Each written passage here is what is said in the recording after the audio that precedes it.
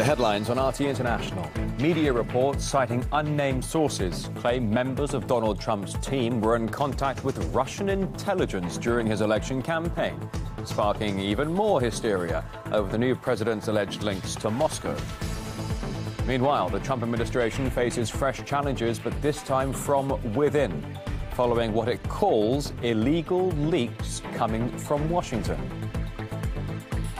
The U.S. military confirms to RT that its airstrikes in Syria used depleted uranium, known to cause cancer and generations of birth defects.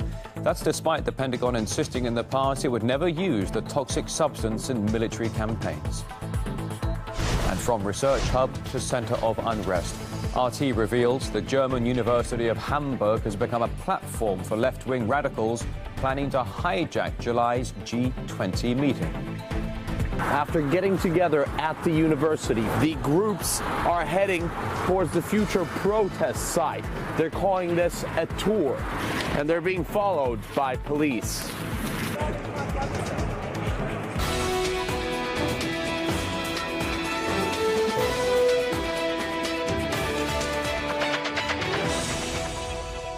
Midday in Moscow. Thanks for joining us. It's RT International. A U.S. news outlet claims members of Donald Trump's team had been in contact with Russian intelligence during the election campaign. That's according to an article published by the New York Times. It cites 4 anonymous U.S. officials who claimed intercepted phone records revealed the communications. CNN has also claimed there were such contacts, citing its own sources. High-level advisors close to then-presidential nominee Donald Trump were in constant communication during the campaign with Russians known to U.S. intelligence. This is according to multiple current and former intelligence, law enforcement, and administration officials. The resignation of Donald Trump's national security advisor has given more fuel to an already hostile media surrounding the new administration, with rumors over the contents of the phone call between Michael Flynn and a Russian ambassador pouring onto the airwaves. Republicans now are calling for an investigation of the potential leaking of highly sensitive intelligence information from the White House to the press. RT's Caleb Mopan has more on the challenges Trump's office faces from inside.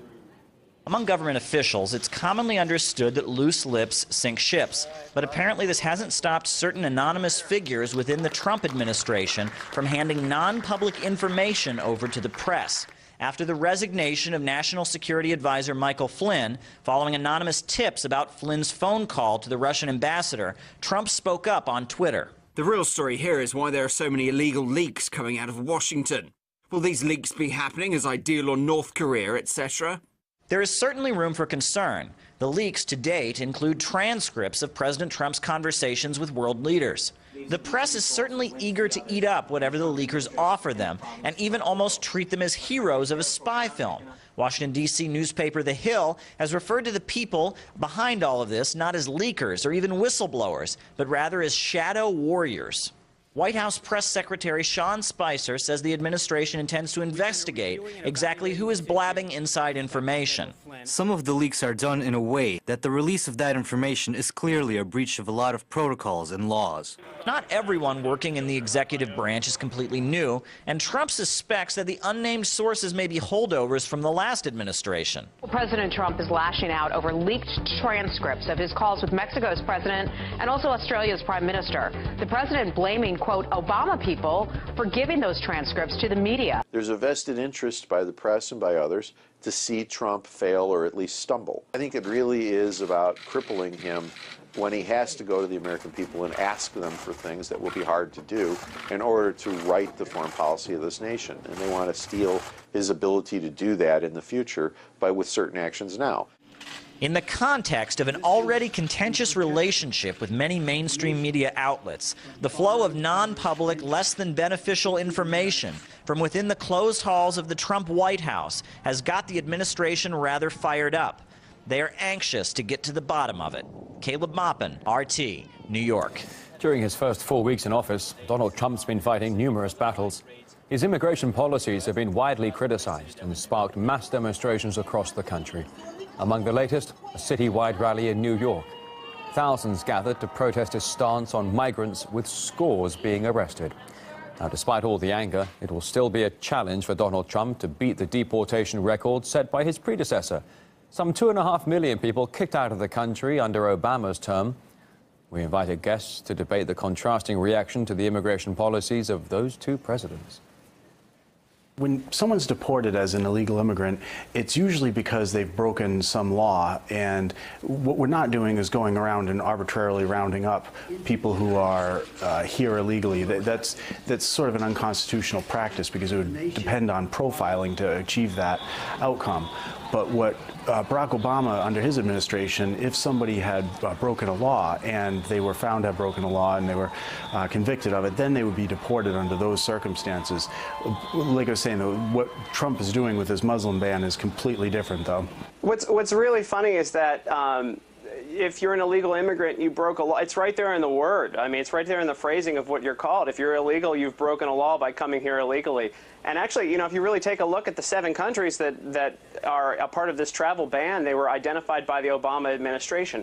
Really what this is coming down to is a bias between who likes Donald Trump and who liked Barack Obama. The Democrats, you know, one of which I'm debating against right now, doesn't like Donald Trump, so he's going to say anything to make it seem like Obama was great and Trump wasn't. And Trump has actually now deported less people on average than what Barack Obama had over his entire term. The countries that were just identified as coming from the Obama administration, it was actually Republican Representative Candace Miller of Michigan who filed the bill that was voted into law and signed by Obama. But that bill identified a travel waiver If it was signed by Obama, it came from his administration, suspended. Right? No, it was Republican legislation filed by a Republican U.S. representative. Obama. That doesn't mean it comes from the Obama. He didn't have to sign it. If he didn't agree with it, he didn't. Majority, if his signature's on it, it comes from him. Wait a minute. That's how the law works. Sir, don't interrupt me. To say that it was the Obama administration is just what PolitiFact called a half-truth. Obama signed it as a partial, like it was attached to a bill that had to pass. It was a spending bill. He did not have to sign that legislation. He did not have to agree to that, but he did agree to those 7 countries and saw them as a threat. This isn't based on a religion. This is based on where threats are coming in the world. And Barack Obama did not have to sign it, but he did okay those countries, and Donald Trump is following through with what the last administration did. He's just actually acting on it. The people that were deported under Barack Obama were put through a due process, whereas what's happened with under the Trump administration is that you're basically guilty by virtue of the fact that you are coming from a certain country. Again, he's comparing apples to oranges. I think we're going to see a more tempered Donald Trump with this. I think he's going to balance it out, and I think he ends up coming out on top. He will end up coming out on top over the next 2 years. There's nothing that can really stop him at this point, regardless how many violent protests or whatever's happening in the streets. That's not going to stop Donald Trump from ruling on immigration and protecting the country. Meanwhile, across the Atlantic, bookmakers in the UK are taking bets on whether Trump will even complete his first term in office. Polly Boyker hit the streets of London to see where people are putting their money. How long can he last? That is the question plaguing Donald Trump at the moment. In fact, it's hardly surprising given the interest that the mainstream media has in discussing / fantasizing about all the various ways in which he could lose power. Will he resign? Will he be impeached? Or might he even be assassinated? Well, you can bet on it. Gambling shops the world over are making money off Trump's so far tumultuous presidency. And one UK bookmaker has said that customers are flocking to place bets on multitudes of eventualities.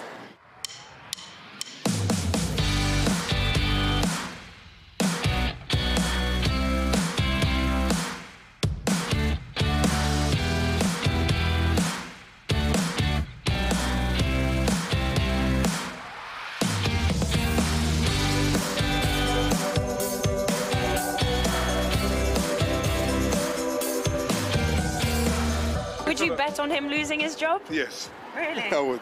It's wishful thinking. I hope he gets impeached. I would bet that he's not going to last another 6 months. Why? Because his politics are just stupid. What he's trying to do is just trying to make World War III or something. Because he's an idiot. And I don't like Donald Trump. Why do you... Don't like what he stands for.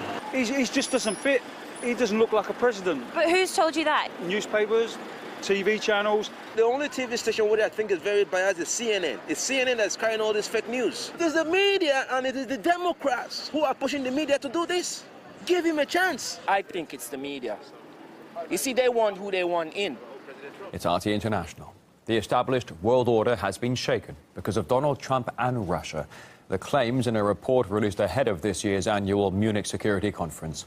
It portrays Brexit, the election of the new US president, and of course the Kremlin as global threats. No immediate mention of Islamic State in there, but Murad Gazdiev takes a closer look. Post-truth, post-West, and post-order. What does it mean? Let me help. Post-truth, an age where emotions trump facts. Post-West, where America, Europe no longer matter. Post-order, a world of anarchy, lawlessness, violence, and chaos. Spooky. You'd think that they were discussing life on Earth after an asteroid impact. But no, it's more about how to blame everything that's gone wrong in the world on Russia. A new level of fake news, of hybrid warfare, of using the digital world to disseminate information that is nothing but propaganda. Just look at what Russia did during the US election. All that hacking. And since we're in the post-truth age, all of that is entirely based on US intelligence opinion. They say so themselves, no facts. Still, Europe is entirely likely to be next. Are we entering an era of illiberalism where authoritarian governments are going to replace more and more traditional Western value-based democracies? Question mark. Sure looks that way. Did you know that a third of right-wing voters in Germany trust Putin more than Angela Merkel? Not surprising. You know what is shocking? The same poll found that 30% of left-wing voters also trust Putin more than Merkel. Question, what does that show? That people trust Putin more or that they distrust Merkel? This decline of the West, the disappearance of the classic leadership nation of the West. The problem is that other than sanction this or bomb that, the West hasn't really had a Middle East policy. On the biggest question of all, from which everything else flows, the question of US responsibility for global order, Trump clearly has little interest in continuing to shoulder that burden. The US is, for now, out of the world order business. The authors seem upset that after Afghanistan, Iraq, Libya, Trump and his voters seem to have learned their lesson. And not just them. Recent events in Syria, the ongoing ceasefire, talks, Russia. Nowhere have the new realities become more apparent than in Syria. Backed by Iran and Russia, President Assad recently achieved his most significant victory, the fall of Aleppo. Ah, yes, the Russian threat, the boogeyman that can magically invade anywhere, anytime, for any reason, with an army that is actually tiny in comparison to NATO. After all, that's all that Russia dreams of doing.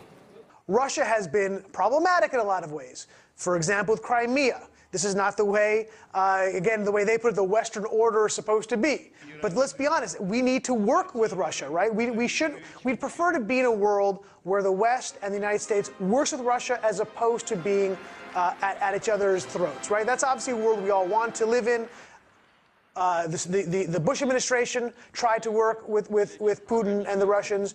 So has the Obama administration. So for people to get scared that Donald Trump wants to work with Russia, why would he want to work with Russia? I think it totally makes sense. I think the report itself is frankly hysterical. I think this hysteria that we're seeing in the media and in these white papers, like in the Munich report, I think they're overblown. I think they're ridiculous. I think in some cases they're even offensive. We even got an honorable mention. They wrote about RT's budget, which they said was $400 million. In reality, it's $220 million. We received a quick apology and a promise to contact the researchers responsible for the mistake. What can you say? Welcome to the post-truth world. The US military admits to using a radioactive substance known to cause cancer and generations of birth defects in the bombing campaigns in Syria. That story and more, just a moment.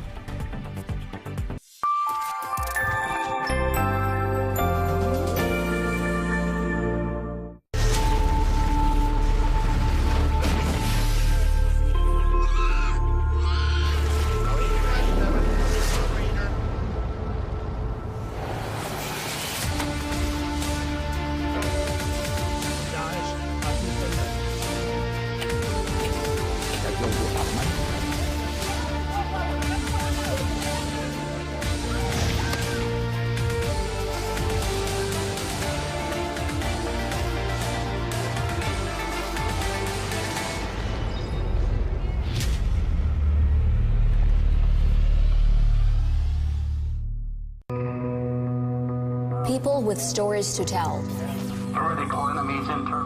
Those who deserve to be heard. Studied inside out, but still with unrevealed secrets. Leaders, politicians, thinkers, and witnesses. They're here to speak. Are you there to hear?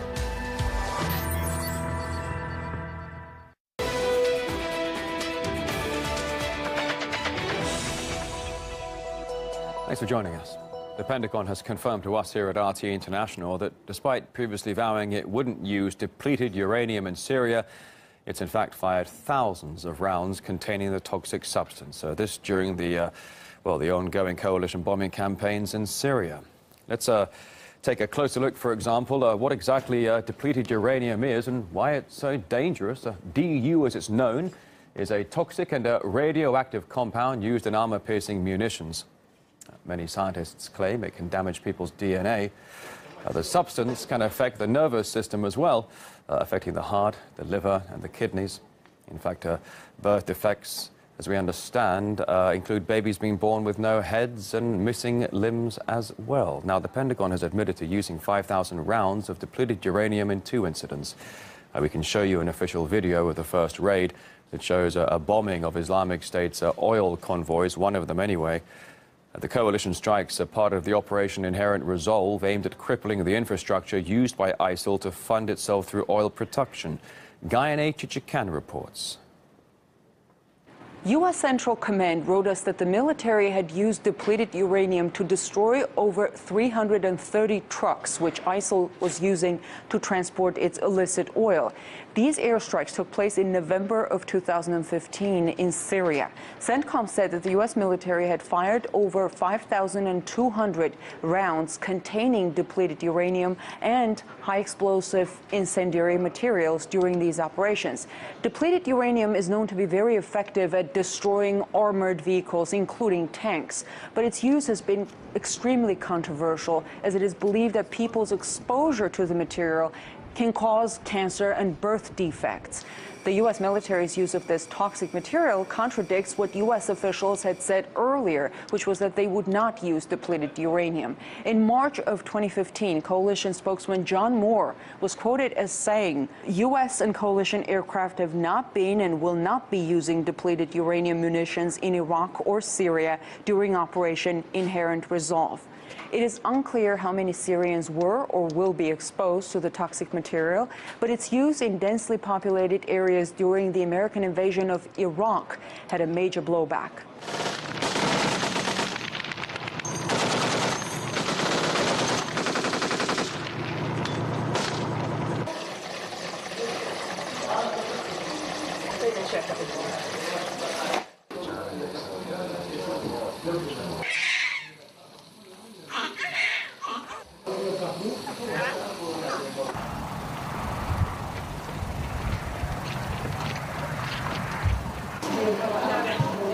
It was partly because of the blowback from Iraq that officials gave assurances that the military would not use the material again. But it turns out years later, they did. Anti-war activist Richard Becker believes the use of the substance could well amount to a war crime. Depleted uranium weaponry should be banned, and depleted uranium often kind of vaporizes when it's fired, when it hits its target, and creates a uranium gas, a gasified form of radioactivity, which is extremely harmful and extremely dangerous to people. And the fact that they continue using it, as they did in the wars in Iraq and Yugoslavia and other wars, shows this utter lack of regard for the lives of civilians. And the idea of that the U.S. has the right to do this and then just to blatantly admit it, is really an admission, a confession to committing war crimes. An RT investigation has found the German city of Hamburg, the University of Hamburg, I should say, it's actually allowing a movement to train left-wing radicals who are planning to hijack the upcoming G20 summit. Ilya Petrenko has been on the campus there searching for answers. Germany's left wing plus a leaders or banksters event make for an explosive mix.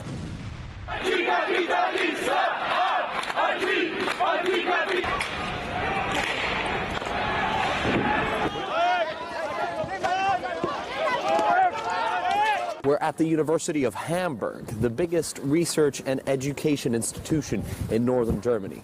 What does Hamburg's hub of science have to do with the chemical disaster that you saw? Now that's a question.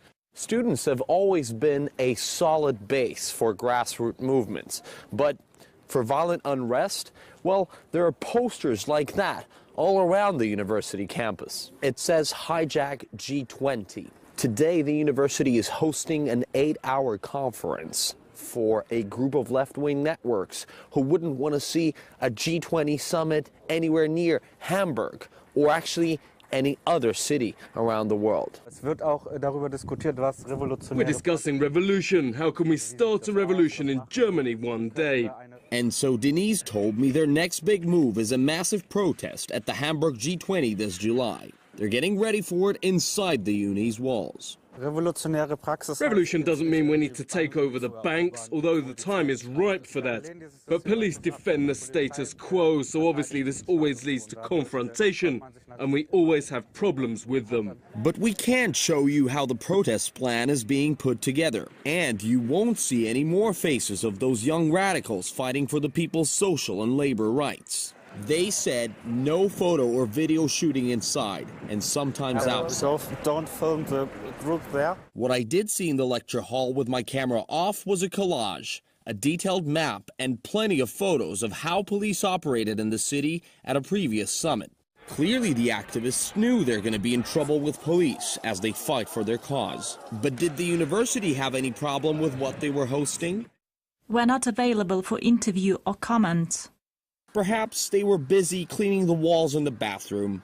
A thought from the students? People are allowed to stand up for what they believe in. The university is an institution where we should embrace this kind of meeting. It's very bad, and it can be dangerous for the students and for the people also. I don't have any idea why they let them do this. You'd probably ask what the police had to say. We wondered that too, but didn't get a comment then.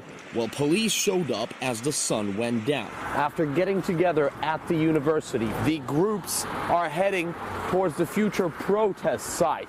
They're calling this a tour, and they're being followed by police.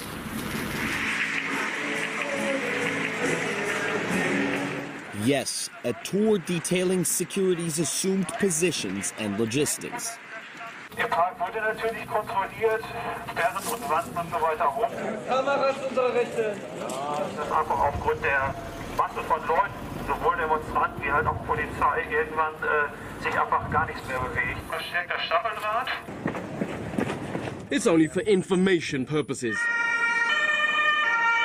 It looks like the police are treating this network very, very seriously.